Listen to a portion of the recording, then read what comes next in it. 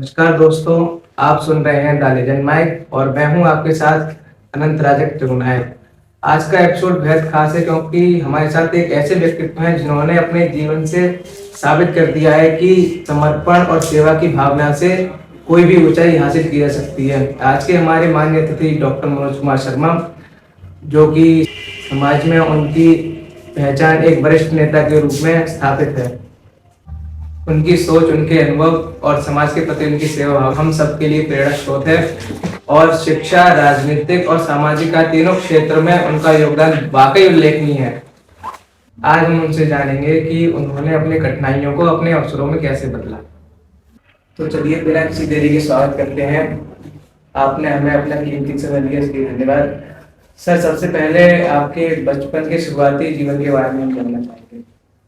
बचपन का शुरुआती जीवन जहां से मुझे अपना याद है, पहले तो मैं ये बताऊं कि मेरा जन्म जो है सोरों सूखा क्षेत्र में हुआ है और मेरा जो बचपन बीता है वो जो सोरों की गंगा जी है उसके चारों ओर बीता है।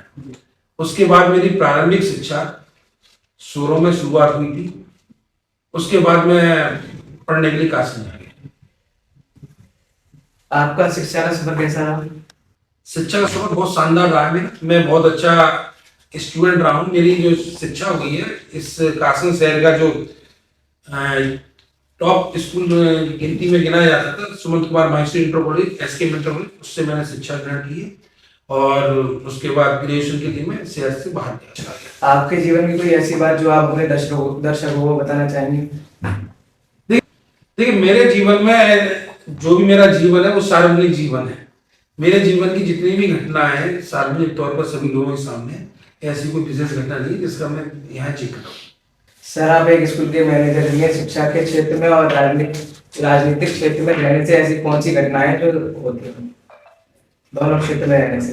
देखिए, राजनीति जो मेरा क्षेत्र है और मेरा जो व्यवसाय है या मेरा जो शौक है, उससे एजुकेशन से संबंधित मेरा व्यापार है, बिजनेस है और इसके साथ में मैं जो सामाजिक कार्य करता हूँ उसको भारतीय जनता पार्टी के माध्यम से मैं समाज में लोगों की जो जितनी सेवा कर सकते हैं उतनी सेवा करते हैं। आपके राजनीतिक क्षेत्र की एक सामान्य से परिवार से निकलकर राजनीतिक के क्षेत्र में कदम रखना, ये फैसला कैसे लिया आपने?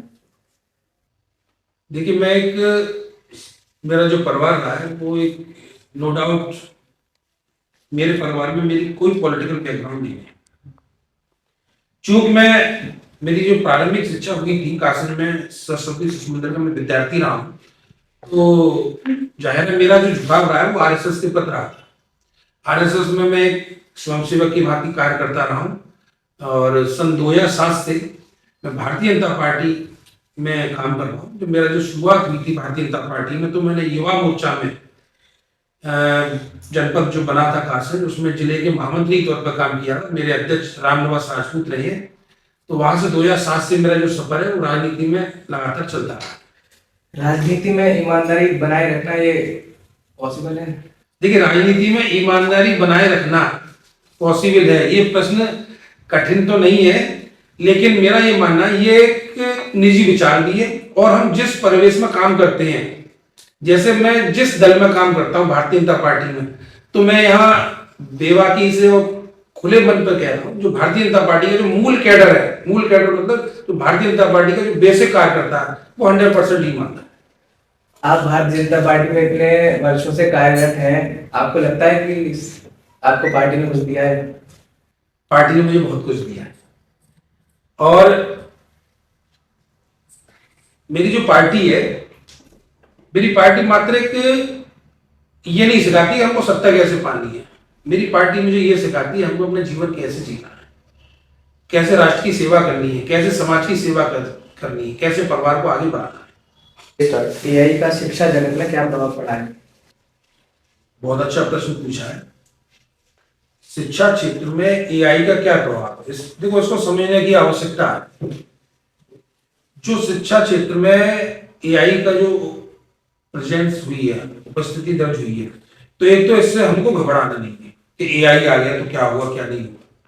हमको इसको स्वीकार करना है और चूंकि मैं एक विद्यालय का संचालन करता हूं, तो मैं मेरे यहाँ स्पष्ट निर्देश दिए गए हैं, एजुकेशन फील्ड में हम एआई का जितना उपयोग कर रहे हैं और आगे करेंगे, हम इसको भरपूर तरह से यूज कर रहे हैं और अपने स्टूडेंट को और पेरेंट्स के साथ मिलकर हम एआई की पूरी हेल्प ले रहे हैं अपनी शिक्षा की जो गुणवत्ता है उसको बढ़ाने के लिए।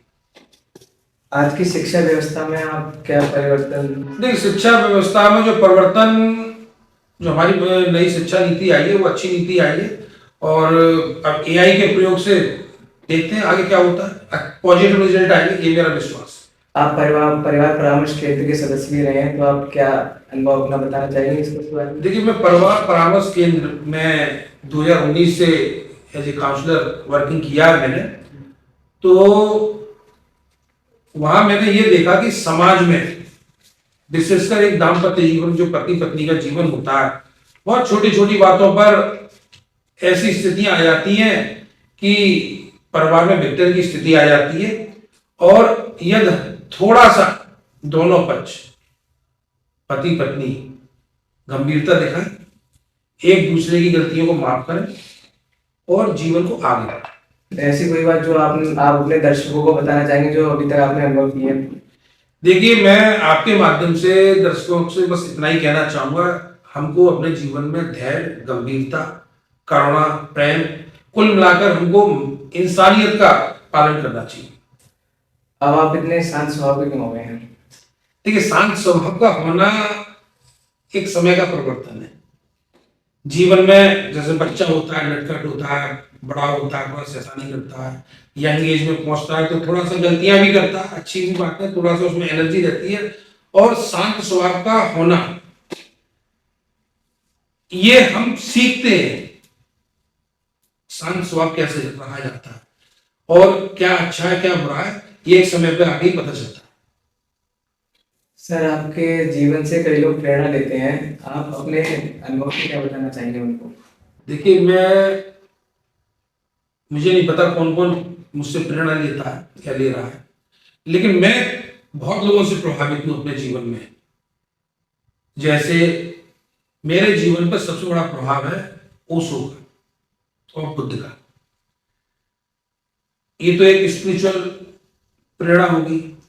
फिर बाकी के जीवन में बहुत सारे लोग हमें मिलते हैं तो हम उनसे प्रेरित होते हैं। जैसे भारतीय राजनीति की बात करें तो मैं अपने पूर्व प्रधानमंत्री भारत रत्न अटल बिहारी वाजपेयी से बहुत प्रभावित रहता हूं और निजी जीवन में भी हमारे अपने कई मित्र हैं, हमारे कई और लोग हैं। जैसे मैं भारतीय जनता पार्टी में काम करता हूं तो मेरे जो वर्तमान जिलाध्यक्ष हैं नीरज शर्मा जी, मैं बहुत उनसे प्रभावित रहता हूं। राजनीति में धैर्य, गंभीरता और ईमानदारी के साथ आगे बढ़ा जा सकता है, ये मैंने उनसे सीखा।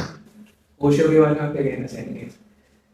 ओशो एक जीवन की जीने की कला है। यदि हमको जीवन जीना है, दो तरह से जीवन होता है। एक तो जीवन को बिता रहे हैं, तमाम दिमागी स्ट्रेस ले रहे हैं। यदि हमको विदाउट स्ट्रेस लाइफ जीनी है तो हमको ओशो को पढ़ना चाहिए। आप अपने दोस्तों के बारे में कुछ बताना चाहेंगे? मेरे पास जो पूंजी है, कैपिटल है, वो मेरे दोस्त हैं। अगर आप युवाओं को एक संदेश देना चाहें तो आप क्या कहेंगे? तो युवाओं के लिए मेरा स्पष्ट संदेश है, अधिक से अधिक शिक्षा प्राप्त कीजिए, इसके अलावा कुछ मत कीजिए। आप खेलिए, व्यायाम कीजिए, एक्सरसाइज कीजिए, लेकिन पढ़िए जरूर। क्योंकि मैंने एक अपने जीवन में अनुभव लिया है, अगर आपने शिक्षा प्राप्त कर ली तो आपको जीवन में बहुत काम आएगी, हर समय काम आएगी। बिना शिक्षा के जीवन का कुछ भी नहीं किया जा सकता। Education should be must. आप एक एनजीओ के संस्थापक हैं, उसका नाम दुलार सेव द प्लैनेट, आप उसके बारे में क्या कहना चाहेंगे? देखिए, एक संस्था है दुलार सेव द प्लैनेट, सभी लोग जानते हैं। देश के साथ साथ वो देश के बाहर भी काम करती है मेरी संस्था।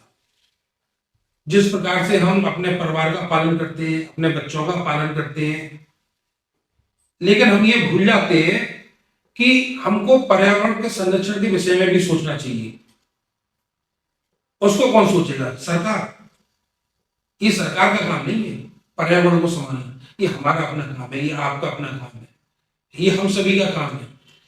तो शुरुआत तो मैंने ऐसे ही की थी, जो अपने आसपास का जो एनवायरनमेंट है उसको कैसे ठीक किया जाए, साफ सफाई से, प्लास्टिक का कम से कम यूज करके, छोटे छोटे पौधे लगा के। फिर बाद में जब एक समय आया मेरी समझ में, तो मैंने इसको एक बड़ा रूप दिया। एक संस्था का मैंने एक बनाई जिसको the last save the planet नाम से संस्था है। तो हम उसके माध्यम से जगह जगह प्लांटेशन कराना, प्लास्टिक का कम से कम प्रयोग करना, और अपने जीवन में हम अपने आसपास साफ सफाई का हमारे जीवन में जैसे जो महत्व है वो समझना। तो the last save the planet के माध्यम से ये मैंने काम शुरू किया, और शुरुआती दौर में मैंने अकेले काम शुरू किया था, और आज मेरे पास एक टीम है जो देश में, विदेश में, कई अन्य प्रांतों में काम कर रही है। आपको एक नेशनल अवार्ड भी मिला था, उसके बारे में जी, मुझे इंटरनेशनल आइकन अवार्ड मिला था मुझे 2020 में। यही जो प्लांटेशन में करता हूँ, पर्यावरण संरक्षण करता हूँ, उस पर मुझे मिला था। मुझे बहुत खुशी है इस बात की। अभी तक हमारा एनजीओ कहाँ तक पहुँच गया है? हाँ, एनजीओ ऑस्ट्रेलिया में, नेपाल में, मॉरिशस में, सबसे अच्छा काम मॉरिशस में हो रहा है। इंग्लैंड में भी काम मेरा चल रहा है।